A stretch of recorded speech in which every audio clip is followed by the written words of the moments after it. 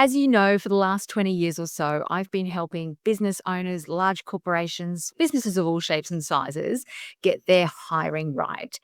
And I've got to tell you that 2025 is feeling a little bit different. There have been some significant changes that have happened this year that will impact your next hire, whether you're planning to hire, in the next couple of months or even next year.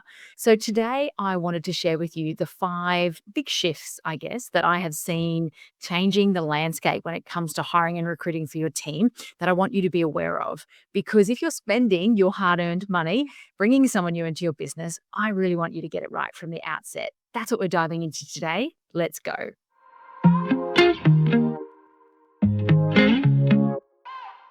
So, if you're watching me over on YouTube, you can probably see that I've got a bit of a weird background happening today. I am down in beautiful Byron Bay, heading off to a retreat with some mastermind buddies of mine. But before I dive into that, I really want to talk to you about this and record this podcast because small business hiring, it's never been easy.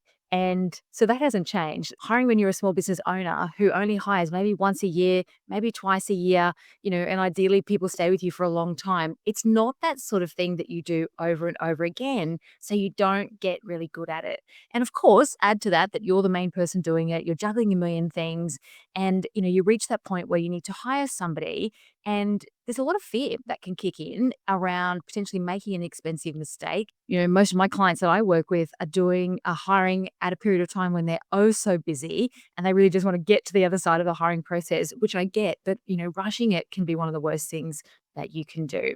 So I want to talk about 5 things that have shifted, which are almost new considerations that you need to keep in mind with the changing market conditions. And the first thing I want to talk about is a result of AI. So unsurprisingly, AI is impacting, your process when it comes to hiring. And the biggest thing that's jumping out at me is that everybody's looking amazing on paper, which means that your ability to filter out the wrong people and your ability to interview really well has become so much more important because thanks to AI, every resume suddenly looks really, really polished, well phrased, it's concise. Plus, cover letters are looking really, really great. It wasn't that long ago when a lot of people couldn't be bothered to even write a cover letter. And don't get me wrong, still a lot of people can't be bothered to write a cover letter, which is obviously a great screening tool because if they can't be bothered, then that tells you something about what they're going to be like in your role. But, those who are creating cover letters, which is great, because they're taking that effort, they're using AI. So what they're writing, the way they're writing looks very, very polished. So the person whose application is really impressive to you may be fantastic. And I still want you to get really excited about them, but their actual skills may not quite match the level of polish that you're being presented with. So that's a really important thing to be aware of. It also means you need to look really critically and carefully at your application filtering systems. So, what are the actions that you're asking people to take as part of that application process? Because if you're receiving, 50, 60, 70, 100 CVs, you can't open them all up and read them all properly. You need to have a really quick way to cut them down. Now, the first thing that I always recommend to my clients is you actually ask people to attach a cover letter and answer some tailored questions. Now they can get AI to help them do that quicker, but the fact that they're doing that at all is a good start. So the challenge in spotting a great person in the application process has gotten a little bit harder. And that means that more people who are less skilled or less polished will get through and be in front of you in interview. So your interviewing skills need to be great. Like you really need to have a great structure and know how to confidently assess if somebody's right for you. So that's the biggest thing I want to talk about because that is the biggest impact that I have seen AI having on small business owners hiring people in is their need to have really great interview skills. And this, of course, is why, one of the things that I work with all my clients on is making sure that they go into an interview feeling really prepared with a great structure, et cetera, et cetera. So the second shift, which again is from AI, is how important it is that your job advertisement, so what you're writing and putting up, out there in the universe, on the job boards, on your socials to attract the right people into you, it is so important, more so than ever, that it sounds like you and it doesn't sound like a generic AI-generated job advertisement. So, of course, all of us as business owners are using AI a lot. And we all know that the first version of what AI produces for us, particularly, these large language models, is a generic job advertisement. I've recorded a few podcasts on AI, and certainly on my socials, if you're following along, you'll see that I talk about the fact that, AI, these large language models, get confused between the difference between a job advertisement and a job description. So that's problematic in itself. However, if you're using AI to help you create a job advertisement, it is so important that you make sure that you're going back and forward and you end up with something that reflects your tone, feels like your culture, and is specific enough to what's unique about working for you in your business. Now, this isn't a new challenge. This is something that I've been working with clients on forever and I've been talking about for a long time.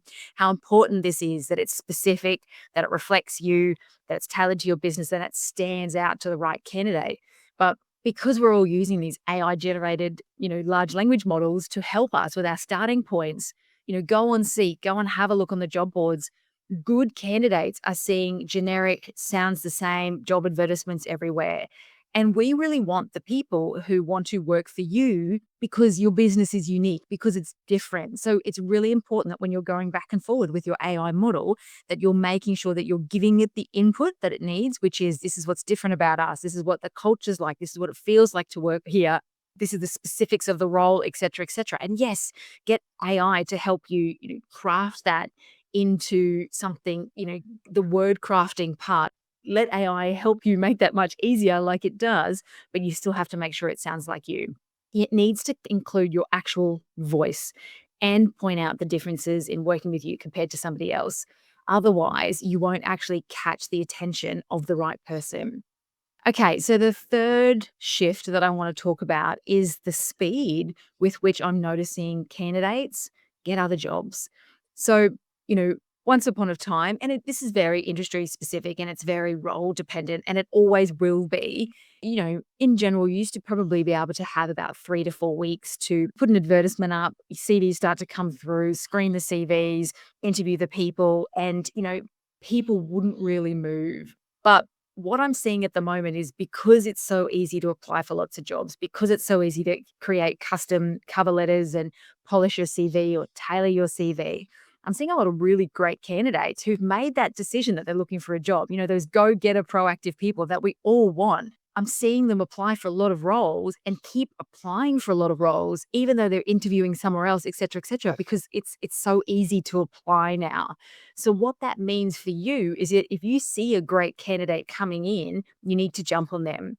So my advice has never been to put a closing date on your job advertisement, because from my perspective, this job will be open until we find the right person. And if the right person, the right group of people start to come in the first week, that's when we'll start screening.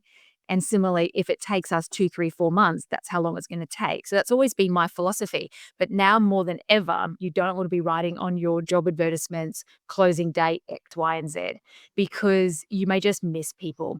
Now, what we never want to do when CVs and applicants start coming in is to, hire from the wrong pool, to make decisions from a place of, maybe this is as good as I'm going to get. We never want to do that. So your clarity around your hiring criteria becomes even more important, because you need to know how to see a really great application as they come in, not, I'll work out what I'm looking for when people start to come in and I'll choose the best one from that. Like, you need to know what you're looking for so that if they come in after 24 hours, you can start that screening process straight away to make sure you don't lose that person. So the fourth shift that I'm noticing is salary expectations. They're getting higher and it's getting harder for small businesses. Now, this isn't new from the perspective of the budgets have always been small in small business, and it's always felt hard to hire in and grow your team. That part's not new. But salaries are higher again because cost of living's going up. You're competing with large businesses that can pay more, and guess candidates are holding out for those larger salaries because of cost of living. So don't worry though, and this isn't sort of like a doom, you won't be able to hire somebody great kind of shift. What it means is that your team working as efficiently as they can, operating in the most productive, lean way possible, is more important. And as well as having a budget on how much you can pay, you absolutely need to be really clear on your return on investment. So yes, you're going to pay this amount of money.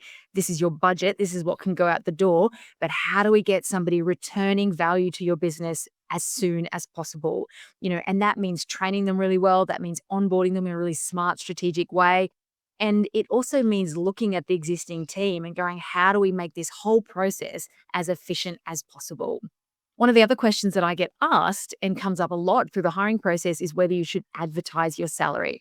Now, my stance on that hasn't changed. I don't believe that we should be advertising salaries on jobs because, and particularly in this current market, if you don't realize how much the salaries have gone up, because there's only so much research you can do beforehand, and you put your range on there, then people who are looking for more won't apply. And you're actually going to miss out on the information, which is if you could pay X, then you could get Y. And similarly, when you put a salary range on your job advertisements, if somebody's earning a little bit less, they now know your range and they're always going to set their salary expectation to the top end. So, to a certain extent, you're almost shooting yourself in the foot by doing that as well.